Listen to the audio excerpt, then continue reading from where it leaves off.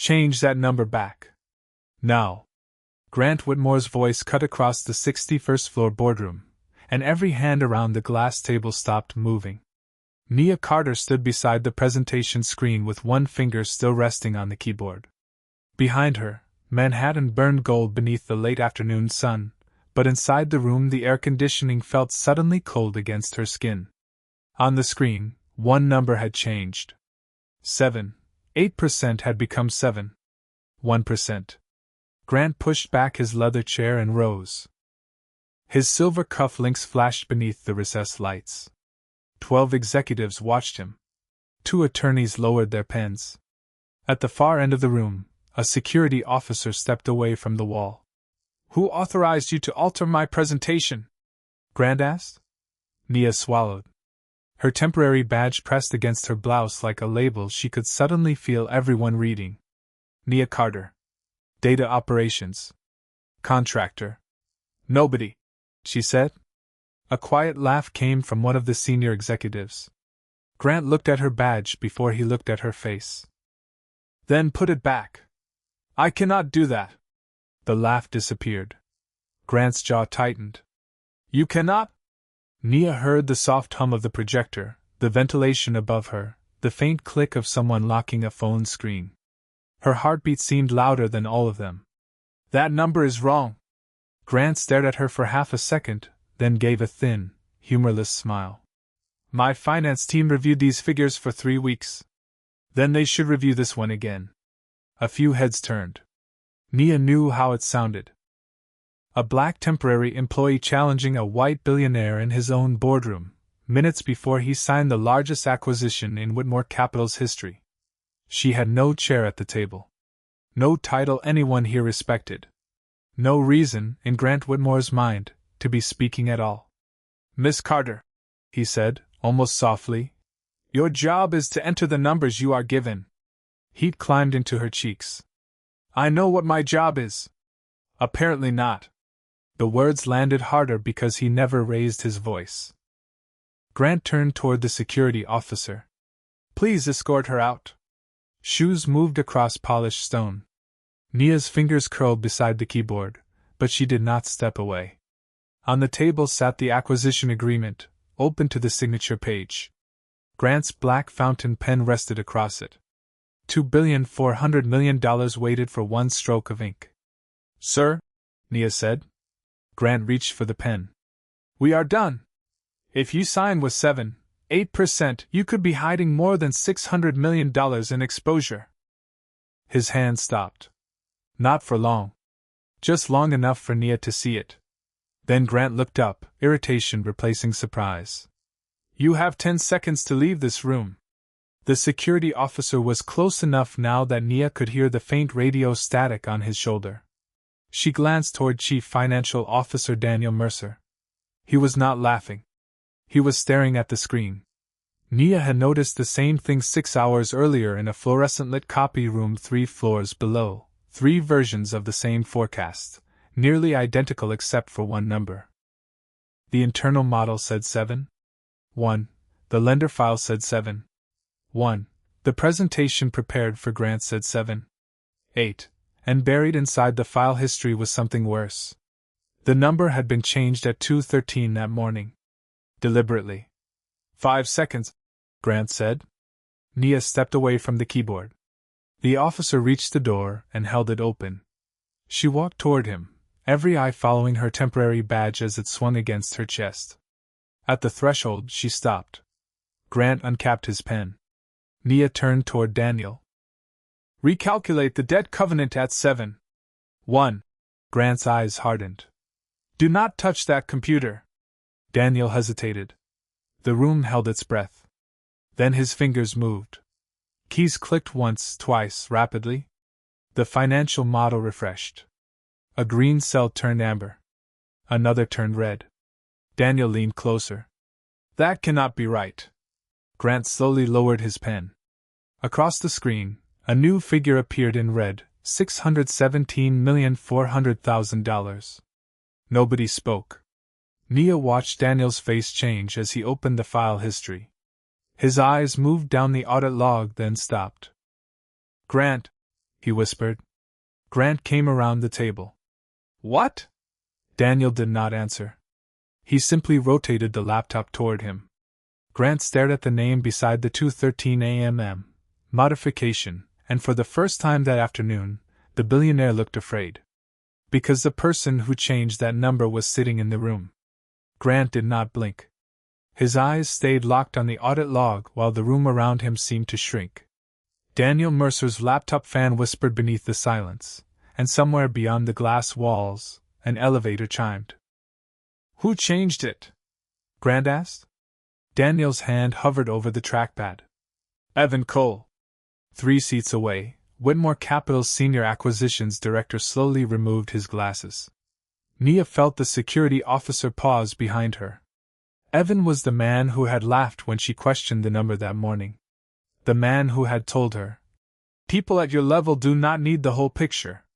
Now every face turned toward him. Evan leaned back. It was a routine adjustment. Daniel shook his head. You changed the projected rate after final review. Because the assumptions changed. Then where is the approval? Grant asked. Evan's confidence flickered. Only once. But Nia saw it. Grant saw it too. The billionaire walked toward him, shoes striking the stone floor in slow, controlled beats. Answer me. Evan glanced at Nia. We are seriously taking financial advice from a contractor now. There it was again. Not an answer. A reminder of where she supposedly belonged. Nia felt heat gather beneath her collar, but she kept her voice level. You do not have to trust me. Trust the timestamps. Evan's mouth tightened. Stay out of this. Grant turned sharply. She was already in it when she found what you hid. The words changed the room. Nia had expected another dismissal, another order to leave. Instead, Grant was looking at Evan with the suspicion he had aimed at her only minutes earlier. Daniel opened another window. There is more. Grant stepped closer. A second file appeared, then a third. The same 7.8% assumption had been pushed into the executive presentation, the acquisition summary, and the lender sensitivity report. Each modification carried Evan's credentials. Yet the underlying data still showed 7.1. Run the deal at the original rate, Grant said. Daniel entered the command. The projector hummed. Numbers rolled across the wall. Nia watched the room change color beneath the red glow of the model. $617 million was only the beginning. A debt trigger appeared in year 2. Then a liquidity warning. Then a covenant breach. Daniel went pale. If revenue misses projections by even 4%, we could be forced to refinance under distressed terms. Grant stared at Evan. You knew. Evan stood. I knew the model was conservative. That is not what he asked, Nia said. Evan's eyes snapped toward her. Nobody asked you. Grant did not look away from him. I am asking her now. Nia felt the shift, but it did not feel like victory. Not yet. Her palms were damp. Her temporary badge still hung from her neck. She was still the only person in the room security had been called to remove. Grant turned to her. How did you find this? I compared the source files. Why? Because 7.8 did not match the lender assumptions. Daniel looked up. You recognize that from data entry? Nia met his eyes. I recognize patterns. Evan gave a bitter laugh. This is ridiculous. Nia hesitated. She had one more piece of information, and saying it aloud could end her job before sunset. She reached into the thin folder she had carried upstairs and placed a printed audit sheet on the glass table. Then explain this. Grant picked it up. The paper trembled almost imperceptibly between his fingers. At 2:11 that morning, 2 minutes before the number changed, Evan had opened a restricted valuation directory. At 2:13, he changed the rate. At 2:16, he exported the altered presentation. But at 2:18, something else happened. A confidential document had been sent outside Whitmore Capital. Grant's face hardened. Where did this go? Nia pointed to the destination code. Daniel began typing. Evan moved toward the door. The security officer quietly stepped into his path. "I have another meeting," Evan said. Nobody moved. Daniel searched the server records. The air conditioner clicked off, leaving only the projector and the faint rush of traffic 61 floors below. Then Daniel froze. "Grant." "What?" Daniel rotated the screen. Nia could not see the name from where she stood, but she saw Grant's expression collapse. Anger vanished. Something colder replaced it. "That company," Daniel whispered, "belongs to the seller's private holding group." Grant looked at Evan. "You sent them our internal valuation?" Evan said nothing. Grant's phone suddenly vibrated against the table. Once. Twice. He looked down at the incoming message, and all the color left his face. Nia watched him read it twice before lifting his eyes toward her. "How long have you known?" he asked. Nia's stomach tightened. "Known what?" Grant turned the phone around. On the screen was a security photograph taken that morning. It showed Nia entering the copy room. And beneath it was a message from an unknown number. She found the file. "Get her out before she talks." "Nobody leaves this room." Grant's voice was low now, stripped of the anger that had filled it minutes earlier. The message glowed on his phone. She found the file. "Get her out before she talks." Nia felt every eye turn toward her. The projector washed cold blue light across the glass table, while the security officer quietly closed the door. Evan gave a nervous laugh. "This is getting absurd. She probably sent it herself." Nia looked at him. "Why would I warn someone about myself? Attention. Money. Who knows?" Evan shrugged. "You are a temporary contractor who somehow wandered into restricted files." The humiliation landed exactly where he wanted it to. Nia felt sweat beneath the plastic edge of her badge. Grant studied her, suspicion returning to his face. "Did you access anything outside your assignment?"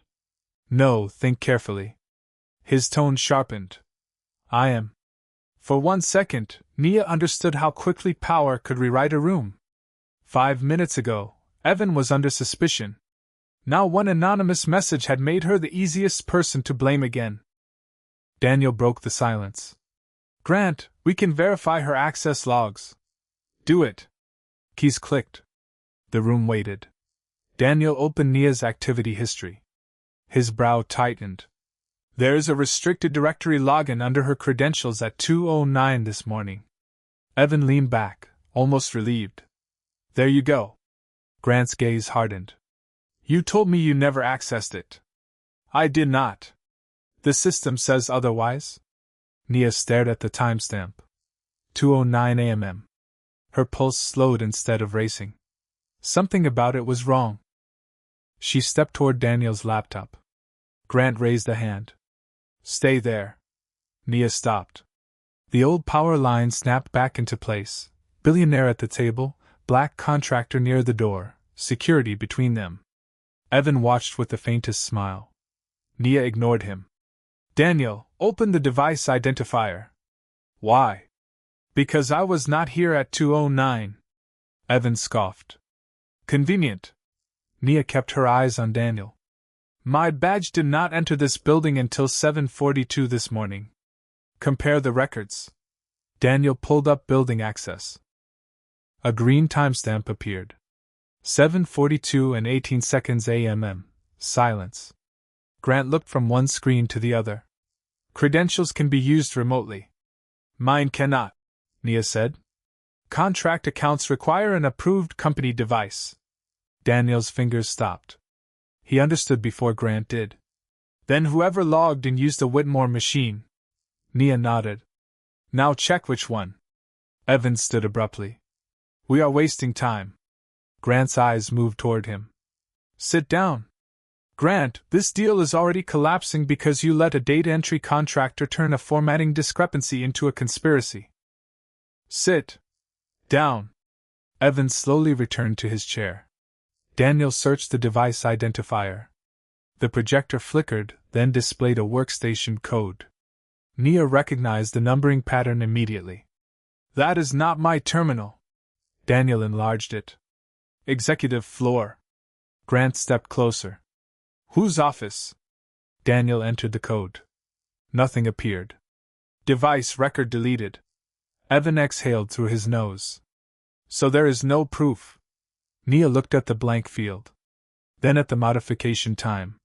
2:09, 2:11, 2:13, 2:16, 2:18. A sequence. Too clean. Too fast.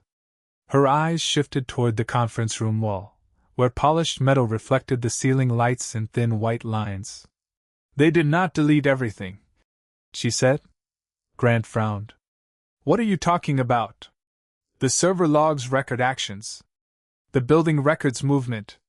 She looked at Daniel. Pull the elevator access for this floor between 1:45 and 2:30 this morning. Daniel hesitated. Grant nodded once. The records loaded. Only 3 badges had reached the executive floor during that window. Overnight security. A cleaning supervisor. And 1 executive credential. Daniel went still. Evan's chair creaked. Grant leaned toward the screen. Whose badge? Daniel swallowed. Yours. The room seemed to lose oxygen. Grant stared at his own name. Impossible. I was home. Evan's expression changed, but only for an instant. Nia caught it. Not surprise. Recognition.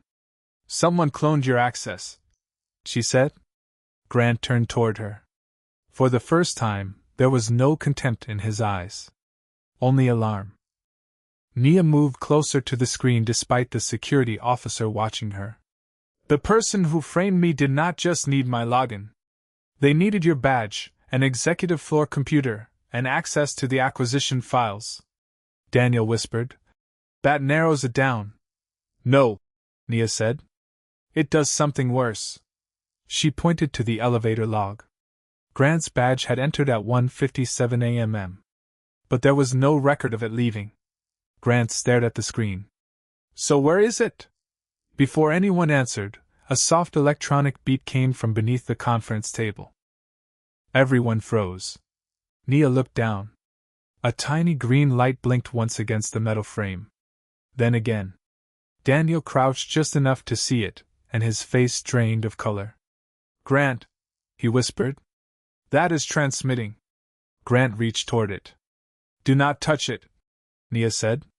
His hand stopped inches away. She stared at the blinking device, then slowly lifted her eyes toward the people around the table. Whoever did this is not waiting to hear what we discover. The green light flashed again. They are listening right now. Nobody touched that device. Nia's voice cut through the boardroom before Grant could reach beneath the table. The tiny green light blinked against the steel frame, steady as a heartbeat.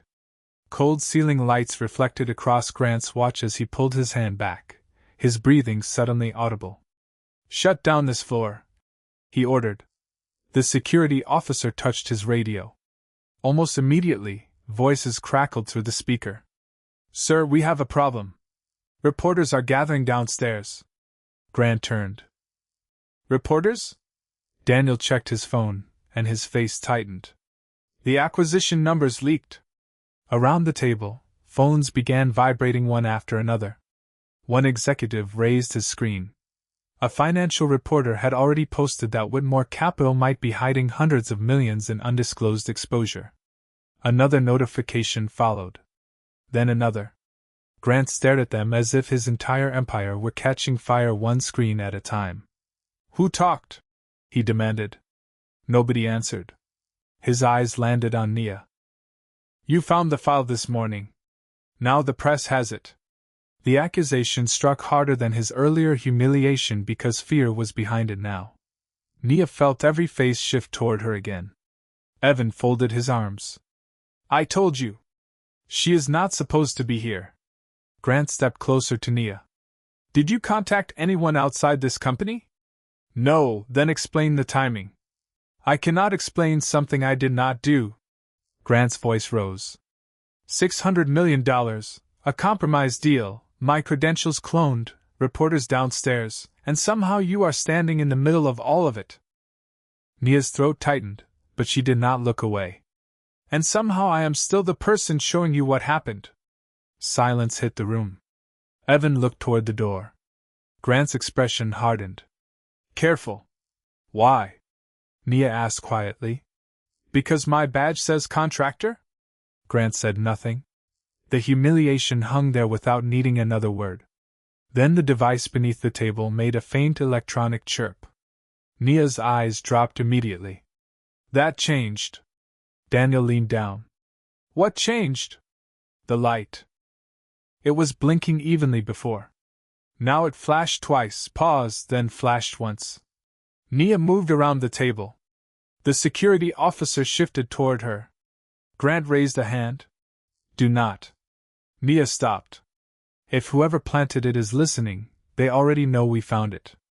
I said do not touch anything. I am not going to. Her eyes moved across the polished metal, then toward the ceiling. A low mechanical hum vibrated through the room. Turn off the projector. Daniel did. The wall went dark. Lights. Grant frowned. Why? Please. He hesitated, visibly hating that the room was now following instructions from the woman he had nearly thrown out. Then he nodded. The lights clicked off. Manhattan glowed beyond the windows, leaving the conference room in blue-gray shadow.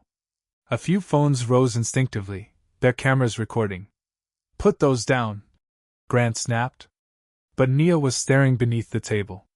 Without the overhead glare, a second pinpoint of green became visible near the opposite leg.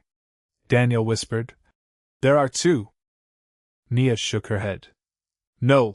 She followed a thin reflection along the underside of the table. 3. The room erupted in whispers. Grant's face changed. This was no longer one hidden transmitter. Someone had prepared the room. How did security miss this? He demanded. The officer reached for his radio again. Nia watched the devices. 3 lights. Different rhythms. Different positions. Then she noticed something that made her stomach drop. They are not all microphones. Daniel looked at her. How do you know? Because that one has a network indicator. She pointed without touching it. It is moving data. Grant's phone vibrated again. This time he ignored it. Data from where? Nia looked toward the conference table's built-in connection hub. Possibly every laptop plugged into this table. Chairs scraped backward. Executives yanked cables from their computers. Evan stood with them, but Nia saw his hand move differently. He did not unplug his laptop. He reached for a small black drive connected beside it. Stop. Evan froze. Every eye turned. What? He said. Nia pointed. Leave that where it is. Evan gave a thin smile. It is my personal drive. Then why are you removing it now? Grant looked at the drive. His anger shifted direction so quickly the room seemed to tilt. Evan. This is insane. Take your hand off it. Evan slowly released the drive. Daniel stepped closer, but Nia was already studying the tiny indicator on its side. No light. No manufacturer mark. Nothing except a strip of silver tape with 4 handwritten digits, 0213. Her pulse kicked. 213. She whispered. The exact minute the number had been changed. Grant heard her. So did everyone else. Evan's face lost its color. Daniel disconnected the drive and placed it on the table. We need forensic technology. No, Nia said. Daniel looked at her sharply. Why not? She pointed toward the 3 transmitters. Because whoever is receiving this might be waiting for that drive to reconnect somewhere else. Grant stared at her. You think this room is bait? I think the altered number was bait. The realization moved through the room like cold air. Nia looked at the acquisition documents, the compromised laptop, then the hidden devices. 7.8 was obvious enough for someone careful to notice. Someone wanted the discrepancy discovered. Grant's voice dropped. Why? Nia looked at her temporary badge, then at the security photograph on his phone. To make sure the person who discovered it became the suspect. Nobody spoke. Even Grant seemed unable to breathe for a second. Then the conference room doors opened. Grant spun around. A woman from corporate security stood there, pale and breathless, holding a tablet. "Mr. Whitmore, you need to see this." She placed it on the table. Security footage filled the screen. The executive floor at 1:57 that morning. A figure stepped from the elevator wearing a dark coat, face hidden beneath a baseball cap. The person raised a badge to the reader. Grant's badge. Nia leaned closer. The figure turned just enough for the camera to catch one hand. A distinctive gold ring flashed beneath the hallway light. Grant stopped breathing. Slowly, every head in the room turned toward the same person.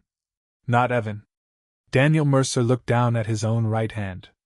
On his finger was the exact same gold ring. Daniel stared at the gold ring on his hand. Nobody moved. The ventilation hummed above them, and 3 hidden transmitters blinked beneath the table like tiny green warning lights. "Take it off," Grant said. Daniel's face tightened. "Grant, this ring was a gift from my wife." "Take it off." Daniel slowly pulled it free and dropped it onto the glass. The sharp metallic click made Nia flinch. Around the room, phones were still recording despite Grant's order, their camera lenses catching every second of his company unraveling. Evan pointed toward Daniel. "There is your answer." "No," Nia said. Evan turned on her. "Nobody asked you. And that is why you keep missing it." Grant's eyes flashed. "Nia!" The warning in his voice was unmistakable. She felt every stare return to her temporary badge, to the woman who had entered this room to input numbers and somehow become the center of a corporate disaster. Corporate security enlarged the hallway footage.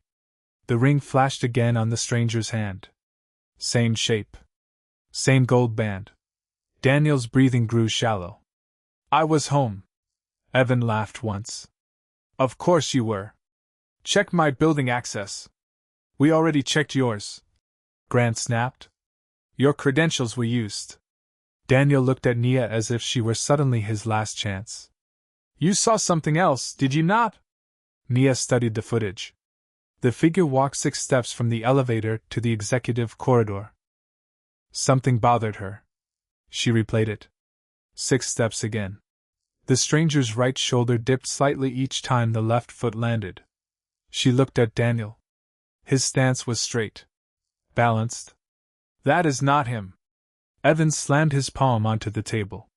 "You cannot identify someone from the way they walk." Nia did not look at him. "Maybe not.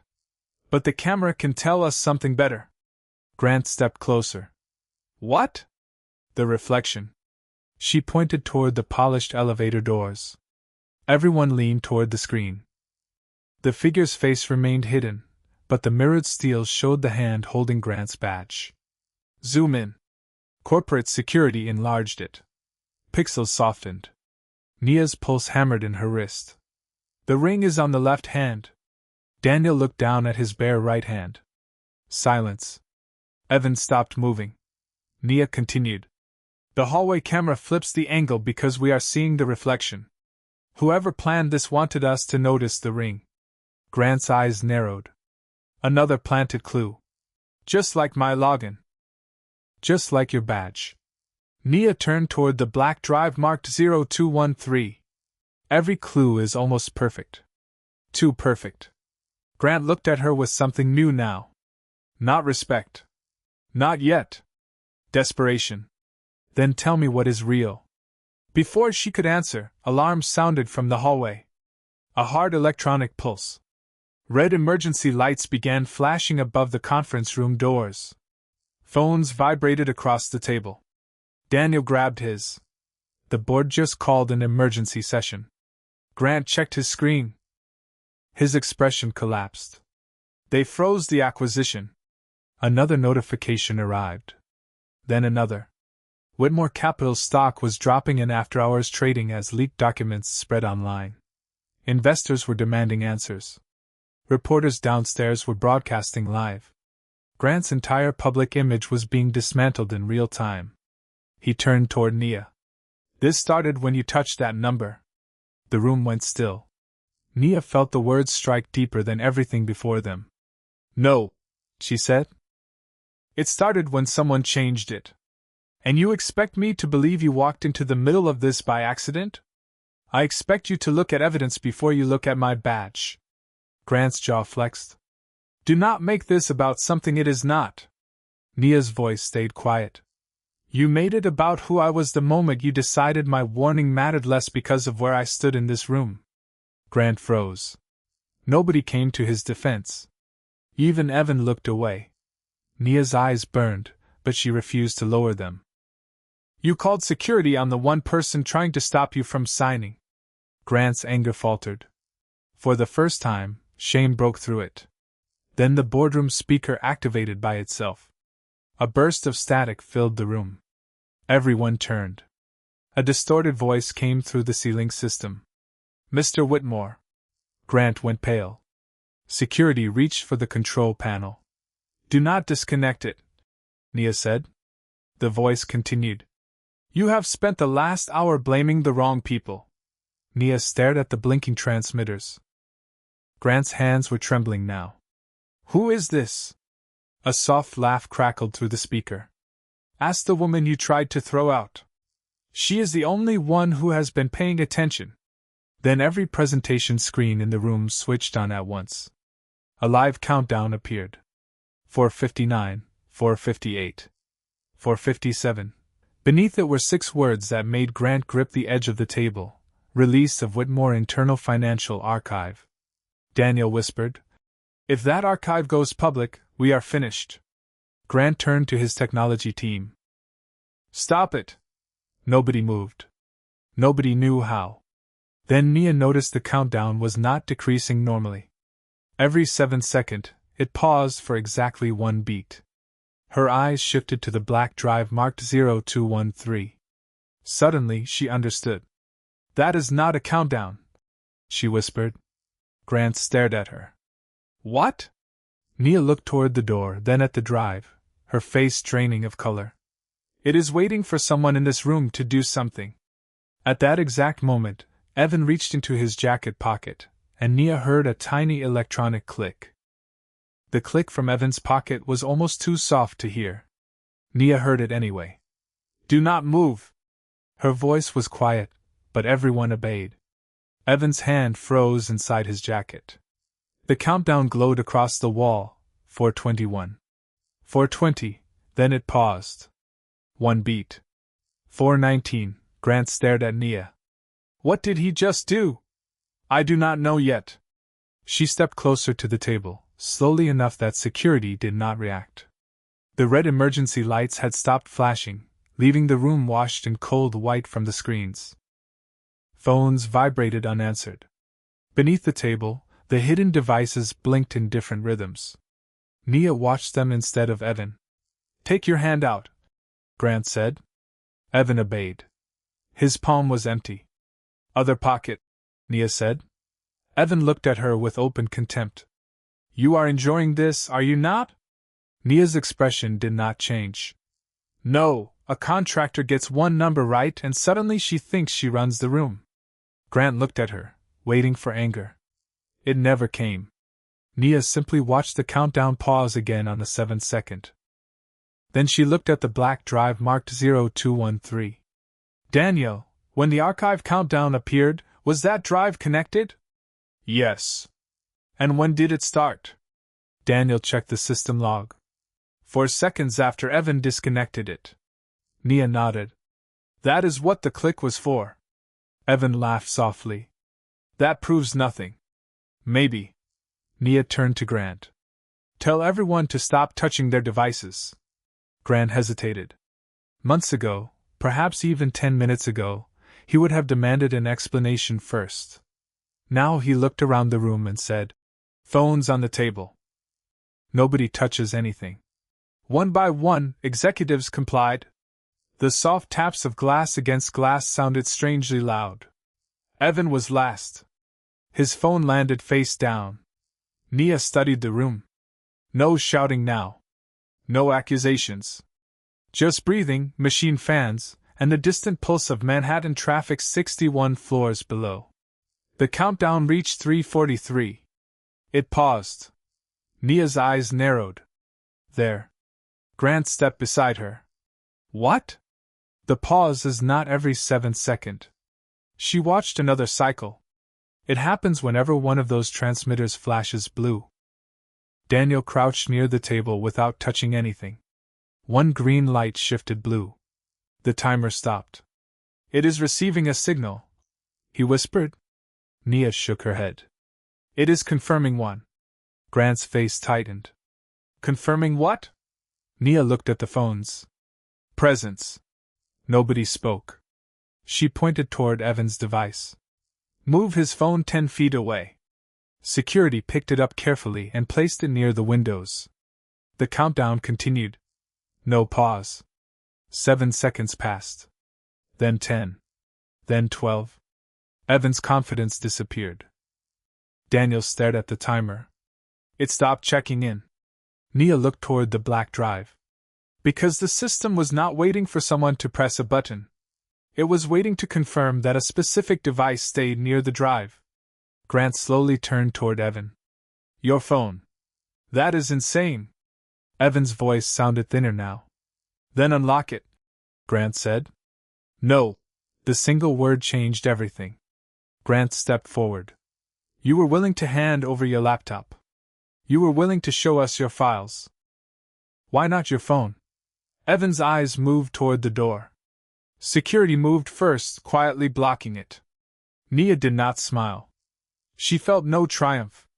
Only the uncomfortable certainty that something still did not fit. Wait, she said. Grant looked at her, frustrated. What now? If Evan planted everything, why frame Daniel with the ring? She turned toward the security footage still frozen on the wall. Why clone your badge? Why use my credentials? Why create 3 different suspects when one would have been enough? The room went silent again. Grant's anger slowly gave way to unease. Nia looked at the photograph of herself entering the copy room. She found the file. Get her out before she talks. She had been staring at those words for nearly an hour. Suddenly, she understood what had bothered her. Grant, who received that message? I did. On which phone? He lifted the device in his hand. Nia stared at it. Your personal number? Yes. How many people in this company have it? Grant's eyes moved around the table. Very few. Exactly. She stepped closer. The sender knew I found the file before you did. They knew where I was. They knew your private number. They knew Daniel's ring. They knew Evan would be in this meeting. Evan's face shifted.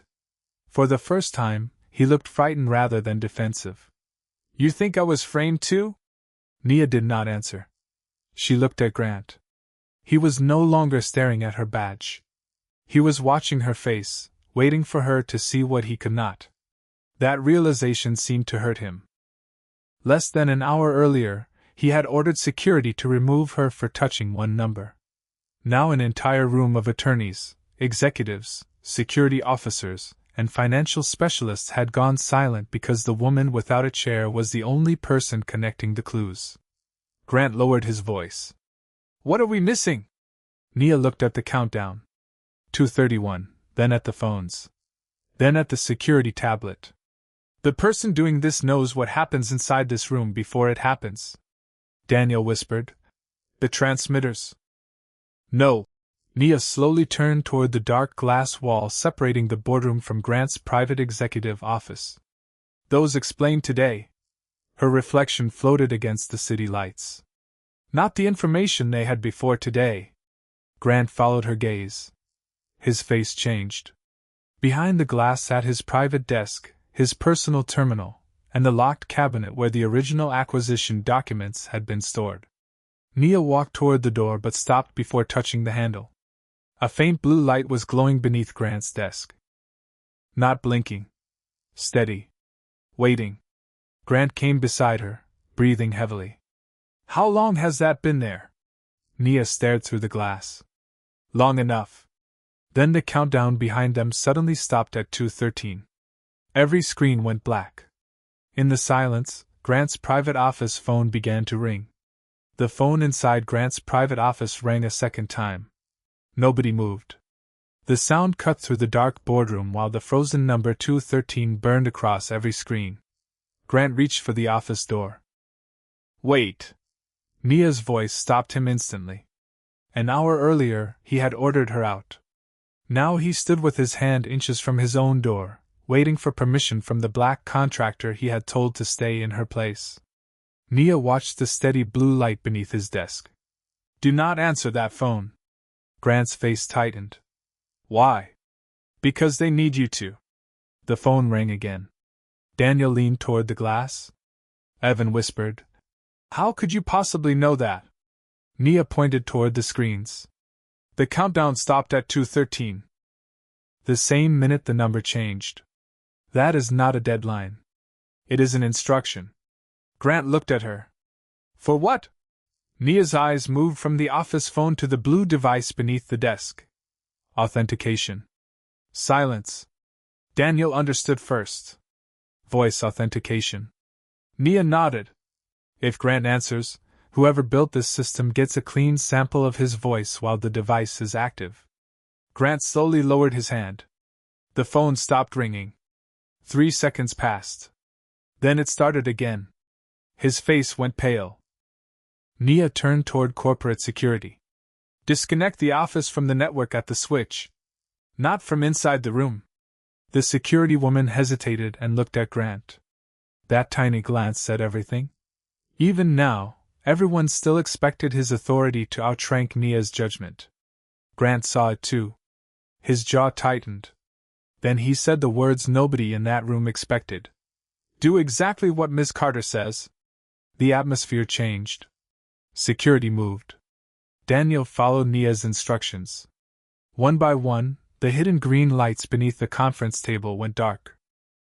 The hum from the presentation system softened. The phone kept ringing behind the glass. Then the network connection was cut. Silence. On the wall, 213 disappeared.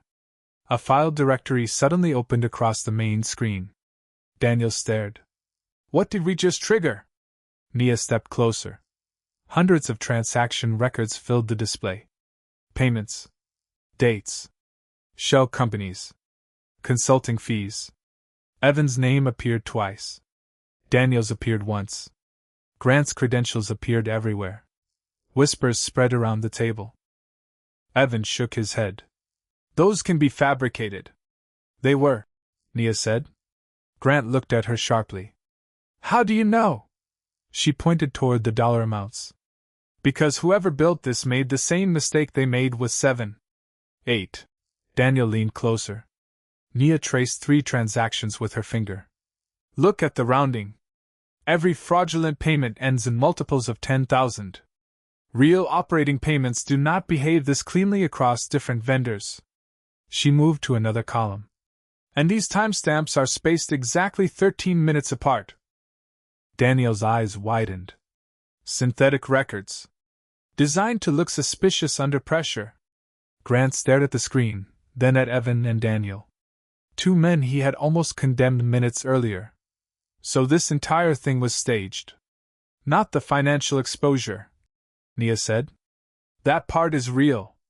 Grant's expression fell. Then what is the point? Nia looked at the acquisition agreement. Suddenly, the answer was obvious. To make you cancel the deal for the wrong reason. Nobody breathed. She pulled the lender model onto the screen. The company you are buying really does have $617 million in hidden exposure. Someone inside Whitmore wanted you to discover it. Daniel frowned. Why help us? They were not helping us. Nia opened the market data feed. Whitmore Capital was falling. But the seller's stock was moving too. Not down. Up. Fast. Someone knew this meeting would collapse. They knew the leak would hit the press. And they positioned themselves before it happened. Grant whispered. Market manipulation. Nia nodded. The fake evidence keeps us fighting each other while somebody makes money from the panic. The room went completely still. Grant looked around at the executives who had laughed at her, questioned her, and watched security approach her. Several could no longer meet her eyes. Evan slowly sat down. Daniel removed his gold ring and placed it on the table, almost ashamed that he had ever believed it mattered. Grant stared at Nia's temporary badge. Data operations. Contractor. His face tightened with something heavier than embarrassment. I almost had you removed. Nia met his eyes. You did have me removed. Grant looked down. There was no defense left. Then one of the attorneys whispered, How did she see all of this? Nobody answered. They did not need to. Every expert in the room was now looking at Nia instead of Grant. The power had reversed without her raising her voice once. Corporate security approached with a tablet. We traced the market positions. Grant looked up. To whom? A private investment vehicle opened 6 weeks ago. She turned the screen toward him. Grant read the ownership record, and his knees seemed to weaken. No. Nia saw something break behind his eyes. Not anger. Recognition. You know that name, she said. Grant did not answer. His hand pressed against the glass table for balance. Daniel stepped closer. Grant, who owns it? The billionaire stared at Nia, suddenly looking older than he had an hour earlier. The only person who had my private number, access to my office, copies of my credentials, and enough knowledge to predict exactly how I would react. His voice nearly disappeared. Then he looked toward the locked office behind the glass. My son! At that exact moment, the office phone stopped ringing. The blue light beneath Grant's desk turned red. And from inside the supposedly empty office came the unmistakable sound of a chair moving. The chair moved again behind the locked glass door. Every face turned toward Grant's private office. The red light beneath his desk burned steadily now, reflected across the metal legs like a warning. Grant took one step forward. Nia caught his arm. Do not open it. He looked at her hand, then at her face. An hour earlier, he would have pulled away. Now he stopped. Corporate security moved toward the glass. Someone may be inside. Nia shook her head. Then ask yourself why they want us to know. The room fell silent. Even the phones had stopped vibrating. Grant stared through the dark glass until his own reflection appeared beside Nia's. My son, he whispered. The certainty in his voice was gone. I blamed my son. Nia released his arm. You saw a name and reacted. Grant looked at her. The words landed quietly, but everyone understood them. That was exactly what he had done to her. A temporary badge. A black woman below his rank. A conclusion made before the evidence. Grant lowered his eyes. Yes. Security accessed the office through the external system. The door unlocked with a soft click. Nobody rushed inside. The woman from corporate security entered first, swept the room, then stopped beside the desk. It is empty. Grant's head lifted. Then what moved? She bent down and pulled a small motorized device from behind the chair. A thin line had been attached to its base. Daniel exhaled. Another distraction. Nia looked toward the red light. And another test. Grant stepped into his office. The familiar room suddenly looked violated, family photographs, private files, the leather chair his father once owned. On the desk sat a framed picture of Grant beside a young man in graduation robes. His son, Lucas. Grant picked it up. His fingers trembled. We have barely spoken in 8 months. Nia stayed near the doorway. That does not make him guilty. Grant closed his eyes. Shame moved across his face. I know that now. Behind them, the boardroom remained unusually still. Executives who had once smirked at Nia now watched her with something closer to embarrassment. Evan approached, stopping several feet away. Nia! She turned. He struggled with the words. What I said earlier was out of line. Nia waited. Evan glanced at her temporary badge, then away. I assumed you did not understand what you were looking at. You assumed more than that. Evan swallowed. Yes. No applause followed. No dramatic forgiveness. Just an uncomfortable silence in which the truth had nowhere left to hide. Daniel stepped forward next. You cleared my name when letting me take the blame would have made your life easier. Nia looked at him. The evidence cleared you. You were the only one willing to follow it. Across the room, several phones were still recording. Grant noticed them but did not order them lowered this time. Instead, he walked back to the head of the conference table and looked at the people who had watched him dismiss Nia. Then he did something none of them expected. He pulled out the empty chair beside his own. Ms. Carter. Nia did not move. Grant's voice tightened. Please. She walked toward him, the soft rhythm of her shoes suddenly the only sound in the room. Grant looked at her badge again. Data operations. Contractor. This time his expression carried no contempt. Only regret. I looked at this before I looked at you. Nia held his gaze. You did. Grant nodded slowly. He did not hide behind stress, money, or the collapsing deal. You warned me. I humiliated you in front of this room.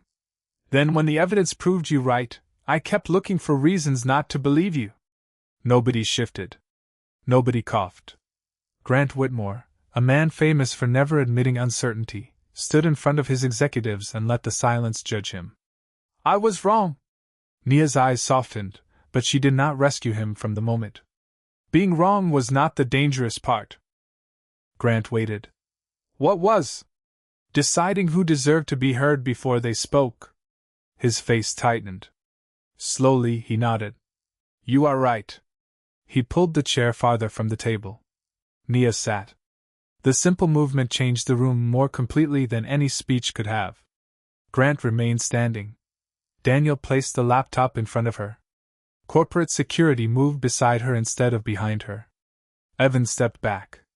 The same people who had watched security escort Nia toward the door were now waiting for her judgment. Then Grant's phone vibrated. He looked at the screen. His expression changed instantly. Lucas. Nia watched him answer.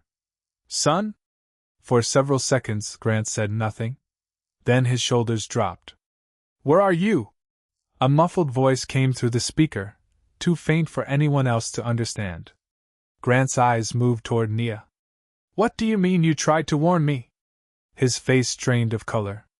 The room tightened again. Lucas, slow down. Grant listened. Then he slowly lowered himself into the chair beside Nia. He says someone used his investment company. Daniel stepped closer. Who? Grant kept listening. His eyes filled with disbelief. Then Lucas said something that made him look directly at the framed photograph still in his hand. Grant whispered, That is impossible. Nia felt the room turn cold again. What did he say? Grant lowered the phone. For several seconds he could not answer. Then he looked toward the far end of the table, at the one person who had remained almost completely silent since the first number changed. He said the account was authorized by someone using the Whitmore Family Trust.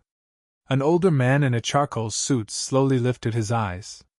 Grant's longtime attorney. His father's closest friend.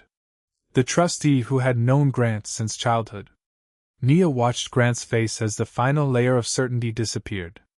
The attorney calmly closed the folder in front of him. And for the first time all evening he smiled. The attorney's smile lasted less than a second. Grant stared at the man who had sat beside his father at Thanksgiving dinners, signed his first corporate documents, and managed the Whitmore Family Trust for nearly 30 years. Richard, Grant said quietly. Richard Hale folded his hands over the closed folder. You should have signed the deal. No one moved. The hidden devices were dark now. The machines had fallen nearly silent, leaving only the soft rush of air through the vents and the distant city below. Nia watched Richard's face. No panic. No surprise. That was what finally made everything clear. You expected Grant to react exactly the way he did, she said.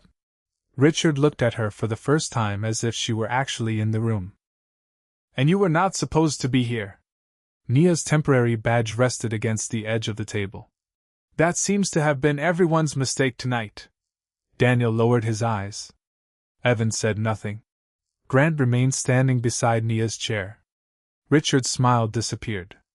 Corporate security quietly moved toward him. The trust records will show everything, Nia said. The market positions. The access credentials. The shell company. Richard glanced toward Grant. You are going to trust her? The question carried the same contempt Nia had heard all evening, only now it sounded strangely powerless. Grant did not hesitate. I should have trusted the evidence the first time she showed it to me. Richard looked around the room and finally seemed to understand that nobody was following his version of events anymore. Corporate security asked him to step away from the table. He did. No shouting. No dramatic struggle. Just the quiet sound of expensive shoes crossing polished stone as the man who had controlled the room from the shadows walked toward the door. Before leaving, Richard looked back at Grant. Your father would have understood. Grant's face tightened, but he did not answer. The doors closed. Silence remained. For several seconds, nobody knew what to do with it. Then Daniel's laptop chimed softly. Corporate security had confirmed the first transfer trail from the family trust into the investment vehicle connected to the market positions. The evidence was real. Grant closed his eyes. His shoulders dropped, not from defeat, but from the weight of finally seeing how close he had come to destroying the wrong people while protecting the one person he never thought to question. His phone was still connected to Lucas. Dad? Came the faint voice. Grant lifted it. I am here. A pause. I should have listened to you. Nothing more. He did not turn the apology into an excuse. When the call ended, dawn had begun thinning the darkness beyond the windows. Pale blue light spread between the towers, touching the glass table, the abandoned fountain pen, Daniel's gold ring, and Nia's worn temporary badge. One by one, the executives lowered their phones. The room that had watched Nia being escorted toward the door now watched her in complete silence. Grant picked up the acquisition agreement. For a moment, Nia thought he might tear it apart. Instead, he placed it in front of her. What happens now? He asked. The billionaire who had told her to enter numbers and stay silent was asking for her judgment. Nia studied the pages. You stop the acquisition. You preserve every record. You disclose the exposure before someone else controls the story. Grant nodded. And after that? Nia looked at him. You build a system where the person who catches the mistake does not need the right title before anyone listens. Grant absorbed that without speaking. Then he reached toward her badge. Nia's hand covered it first. His fingers stopped. May I? He asked. The question was small. The change behind it was not. Nia removed the badge herself and placed it on the table. Grant looked at the word contractor for several seconds. I cannot undo what happened in this room. No, and a promotion does not make it disappear. No, he nodded. Then I will not pretend it does. He pulled a blank executive visitor card from the conference console and set it beside her old badge. Come back Monday. Not because you saved me. Because you saw what everyone else missed, and you had the courage to say it while I was trying to silence you. Nia looked at the card but did not pick it up immediately. If I come back, I want authority to question the numbers. Any numbers. Anyone's. Grant almost smiled, but the emotion never quite reached it. Including mine. Especially yours. For the first time all night, a quiet warmth entered the room. 3 weeks later, morning sunlight filled the same boardroom. The hidden devices were gone. The compromised acquisition was dead. Investigators had the records. Lucas was speaking to his father again, slowly. At the head of the table, Grant paused on a financial projection. Around him sat attorneys, analysts, and senior executives. Nia entered carrying a laptop. Nobody asked why she was there. Nobody pointed toward the service door. Grant stood and pulled out the chair beside him. On the table was a new nameplate, and Nia Carter, senior risk analyst. She sat, opened the model, and studied the numbers. Grant waited. So did everyone else. Nia reached toward the keyboard and changed one figure. This time, nobody told her to put it back. Grant simply leaned closer and asked, "What did we miss?" Nia looked at the screen, then at him. Outside, the rising sun reflected across 61 floors of glass. Her old temporary badge lay inside her desk downstairs, not hidden, not forgotten. A reminder of the night a room full of powerful people learned that authority could command silence, but it could never make the wrong number right.